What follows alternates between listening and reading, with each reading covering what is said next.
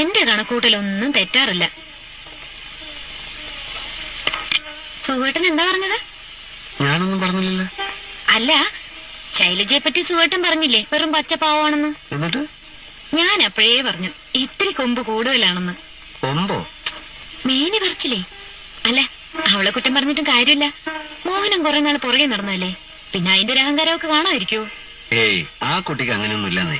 സുഖേട്ടാ, ഒരു പെണ്ണിനെ മനസ്സിലാക്കാൻ വേറൊരു പെണ്ണിനെ കഴിയൂ.